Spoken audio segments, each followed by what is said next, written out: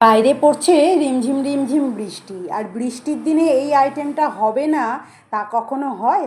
বাঙালি বাড়িতে বৃষ্টির দিনে এই আইটেমটা হামেশাই হয়ে থাকে।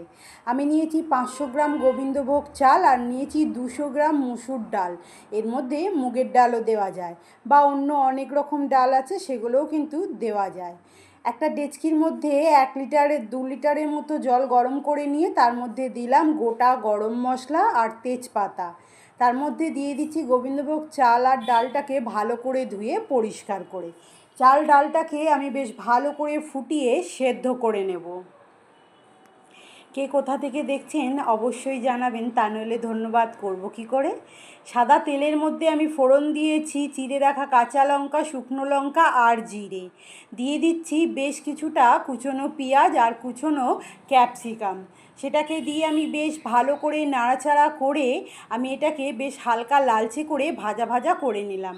এরপর দিচ্ছি 1 মুঠো টমেটো কুচি, আর নিয়েছি আমি ছোট ছোট করে বোনলেস চিকেনটাকে আমি নিজেই বাড়িতে ছুরি দিয়ে ছোট ছোট করে বোনলেস কেটে নিয়েছি।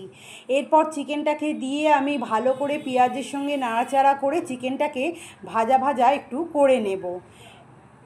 তো দেখুন চিকেনটা বেশ সামান্য একটু ভাজা ভাজা হয়ে এসছে। এই সময় আমি দিয়ে দেব নুন, হলুদ, দেব ঝাল লঙ্কার গুঁড়ো, ঝালটা নিজেদের স্বাদ অনুসারে, দেব আমি জিরে গুঁড়ো, দেব আমি ধনে গুঁড়ো।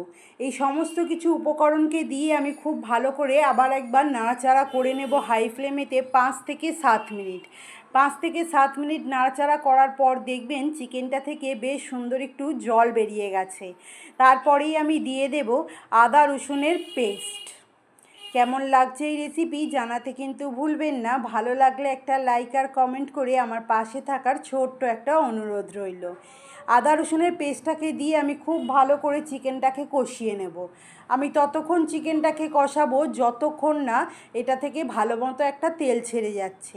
যেহেতু বোনলেস চিকেন, ভালো করে কষিয়ে নিলে চিকেনটা কিন্তু হাফ সেদ্ধ হয়েই যায়।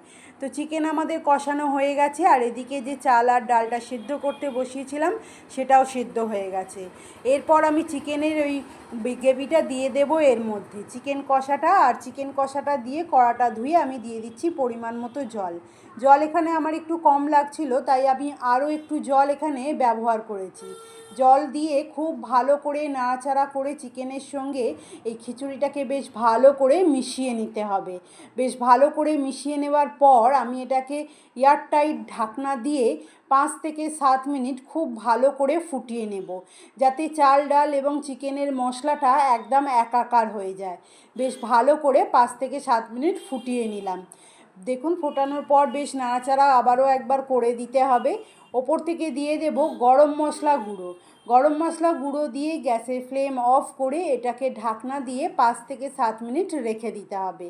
এরপর করে নেব সার্ভ। তো আবারও দেখা হবে আমার সকল প্রিয় বন্ধুদের সঙ্গে নতুন একটা রেসিপির সঙ্গে। ততক্ষণের জন্য ভালো থাকবেন, সুস্থ থাকবেন, টাটা।